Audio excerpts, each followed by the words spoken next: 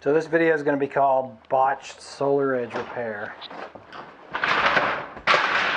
And first thing I'm going to do is pull this Solaredge inverter off the wall and this disconnect and move it to the exterior of the building. The way that they've got this thing installed is less than ideal. Main thing is the disconnects are outside. These are the outdoor rated inverter. This is an NEMA 3R or better, and this is a NEMA 3R disconnect, and it's outdoor rated for a reason. You want to be able to turn this thing off without going into the building, and so putting it in here, you know, I can see where the homeowner would think that it's expensive equipment and he would want it inside, but that's actually not what you want to do. Another reason is, look at all those heat fins on the back of the inverter. These things get hot, so if you have a bunch of, they make heat. Not as much heat as the old ones, but they do make heat, so there's another reason why I don't need that there. So I'm going to move this thing outside and keep on cranking. So I got the AC disconnect switch off. I'm just taking the wires loose on this before I pull it off. One of the interesting things, the entertaining things about doing services, what are these wires? The mysteries that get solved, and it just can be interesting fixing stuff. This guy's got this windmill up here, and somewhere along the lines he's tied it in to his system, and I'm just trying to figure out how he planned on having it work with the system. So stay tuned. Beautiful work there. Stay tuned for more. Try to find out where this windmill gets in. I just tested these wires right here with the blue and the red, and I'm getting 10 volts AC, which don't know what that could be. So we'll see.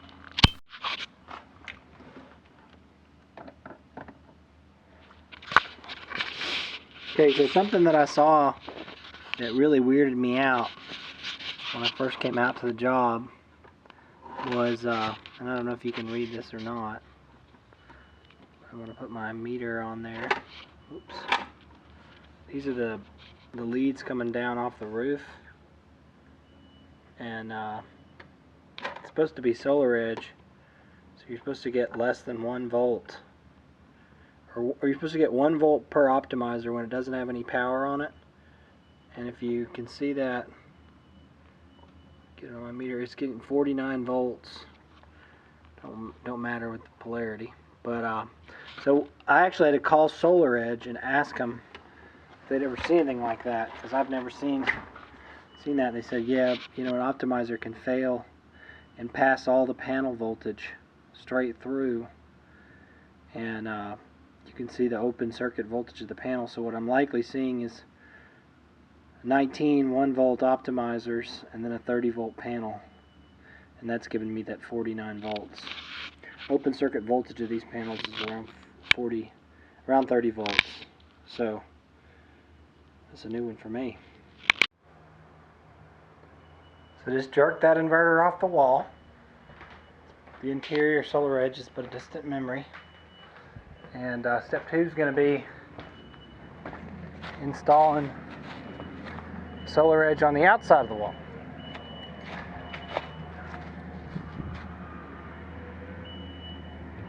So I got to get rid of this beautiful work.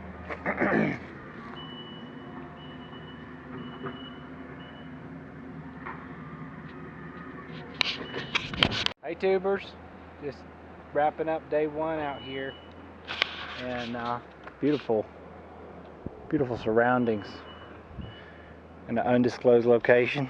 This guy's obviously dropping some money, grading off a site for a house, putting in a driveway. Power company was out here all day burying a service. They're going to set a transformer tomorrow, and I am fixing solar, and the cows are cowing. Yep. So got a bad optimizer up underneath the panel. one of you is bad. You can't even see them, but one of these optimizers is not behaving.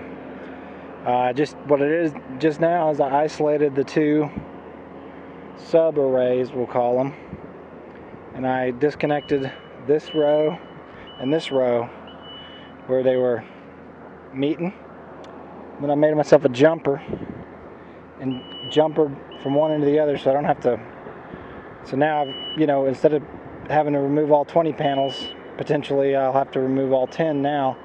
Now what I'm going to do is I'm praying. I'm saying, dear Lord, please let this string right here be where the busted optimizer is. So now I'm getting a weird voltage right now. I'm getting 7 volts.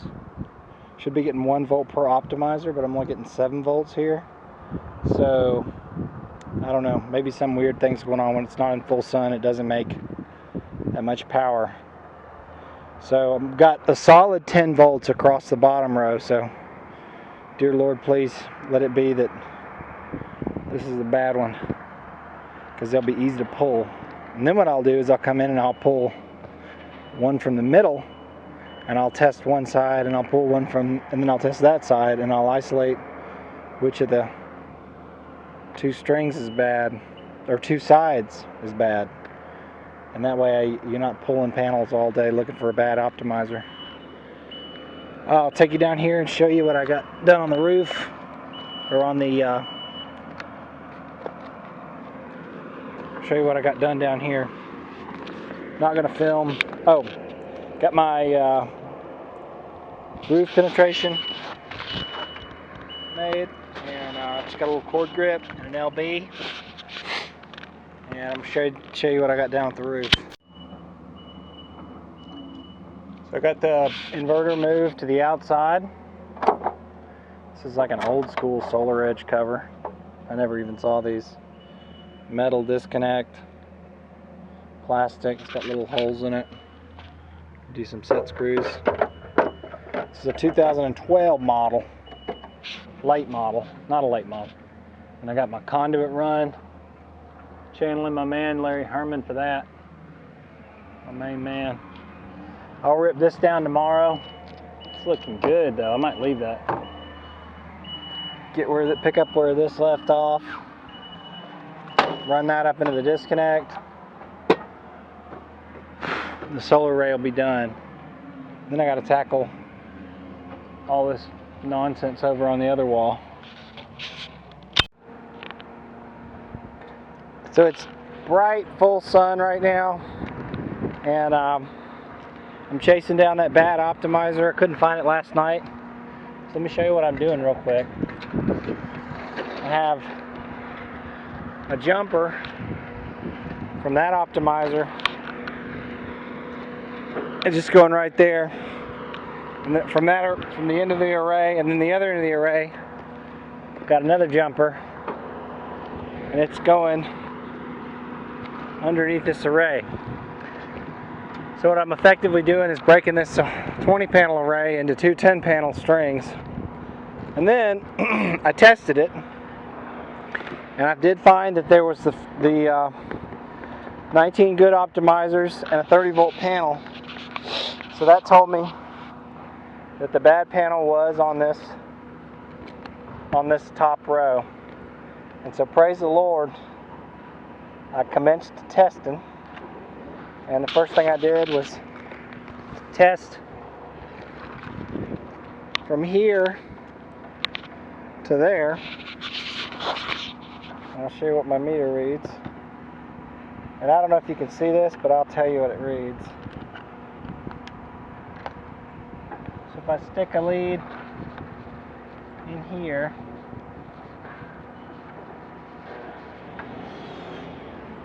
stick one lead in there, put the other lead here, I get 5.2 volts, which is good.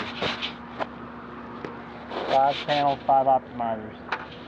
But if I grab the other lead, which is here, and I stick my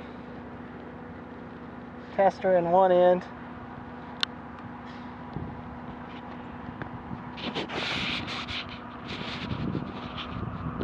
Touch it to the other end. You see I'm getting 33 volts. So there's 4 panels. That's where those 3 volts are coming, and then there's another 29 volts coming from one of these panels that's directly passing through an optimizer. So now, instead of having to lose 20 panels searching for a bad optimizer, which would be just downright disheartening, I'm only going to have to take loose possibly only 4. And if it's the one on the very end, I'm going to have to take loose 4. So I'll test the next optimizer, the next one, and the next one, and the next one, and I'll have it. Pulling 4 panels instead of 20. So that's the downside of Solaredge. If an optimizer goes bad, you got to find it. It's causing the whole inverter string to read 40 volts, which it's not working. So I'm going to fix it. We're at panel number 3 in the string, and I found the bad one. See that? It's reading 32.4 here. I'll change the polarity there so at least we can see that. At least something will be right. So if you see that, it's reading 32.4. We got it plugged in to the outputs of the optimizer. So that is a failed optimizer. So I'm going to pull the optimizer out, jumper the panels together, turn this thing on, and when I get the optimizer fixed, I'll come back and swap it out. But that was a whole lot better than swapping out, pulling off all 20 panels. Took a little bit of thought, Solaredge gave me a couple of tips, but I'm pretty happy that I didn't have to pull off all these panels, as would be any solar man. And what a surprise that the bad optimizer also galled. So this is one of the problems solar installers struggle with on a day-to-day basis, and that is galling. As you can see, it's not turning at all. The bolt is actually spinning. They're mounted on bolts instead of T-bolts, and this is galled up. So I guess I'm gonna take the portaband to it. Luckily I have a cordless portaband. So the homeowner has offered to give me the turbine if I'll take it down, and I had a lot of big plans on how I was going to do it, but it looks like in the end these country boys are going to help me jerk it down with that skid steer. This tree guy really wants to take it down, so I'll try to film it as it goes. It may not seem like a week has gone by, but it has.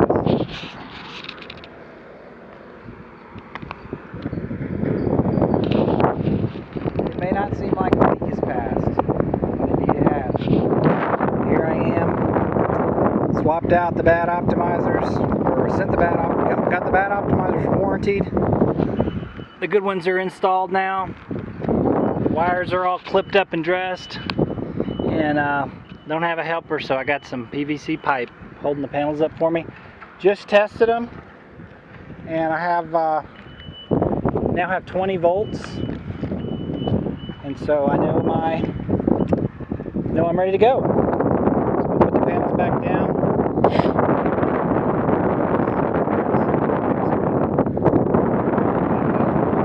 5,000 watts from circa 2012, bringing the system back to life.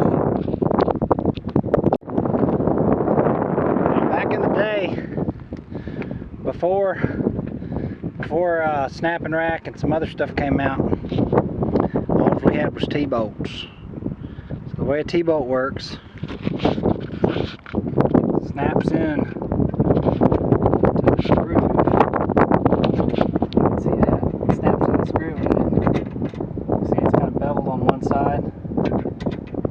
It locks in. It can't come out. The problem with the T-bolt is that it's stainless. It does this thing called galling, and when you gall, it's like it welds. You need to Google it if you want to know what it is. But anyway, the way to overcome that is is if you're any self-respecting solar installer is going to use some anti-seize, some nickel anti-seize. So just a very nice thing to do for the next guy that comes. Come up there, and as you come through and when you're putting all your hardware on, just give it a little dab, just a little bit, and it won't seize up on you. You come back years later if you have to do some maintenance, and you will, and you'll be able to get them loose. This is the new UFO. I got one of these was broken. You can see this one's broken, and it's all right there. That's where the gall occurred. So I'll be replacing it with the new Iron Ridge UFO, and that green stuff you see in there is their integrated anti-seize. So anyway, this is a far superior design than to what was up here. This is what's here. This is like just a straight up, very similar to the DPW stuff, circa 2012.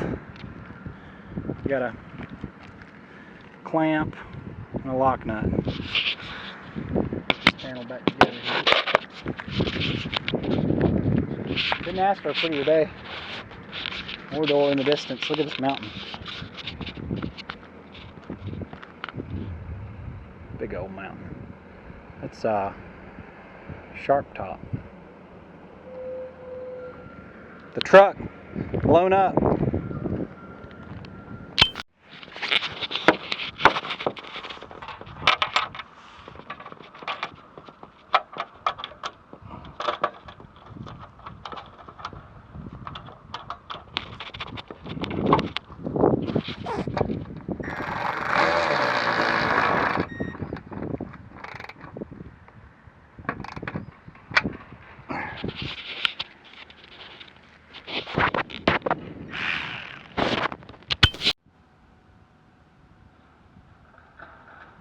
The UFO, while not perfect, a vast improvement over the T-bolt.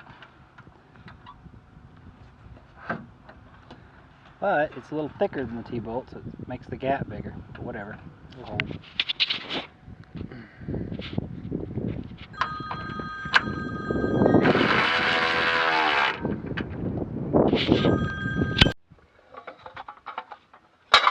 So I just found this on the wall.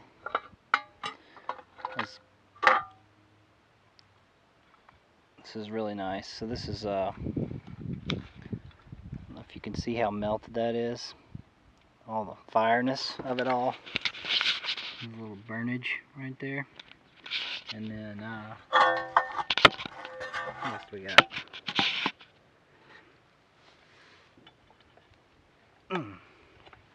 This wire is actually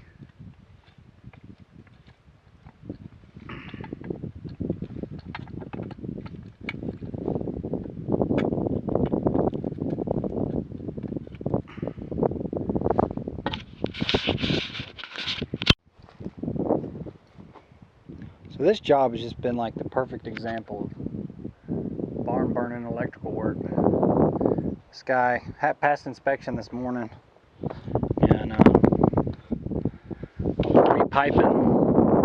The way he had his wire beautifully, and the homeowner just come out and asked if we'd repipe that while we were out here. So got that looking a little better. But this was the he had some wire nuts going on, a little bit of that tar type wire. See that wire? It's the old tar. My friend calls it a little tar wire. I don't know what it's called, but it's that old stuff. Splashes. He had a bunch of blue wire nuts. But this is what really takes the cake. Actually, that's one of those sweet bolts. This is the disconnect that he was landing in. He had to taper down his wire a little bit. And then this wire was actually, he tightened the terminal so tight that it had cut right through the wire. Or I don't know what happened, but you can see the wire was making contact it was able to give electricity to the house, but it was slowly burning. So anyway, beautiful electrical work there. Beautiful work. Just want to show you a quick shot of the solar array I repaired. It's 20 245 watt panels. There's some Chinese brand, I can't even remember what they're called. It's got old school iron ridge racking with the T-bolts.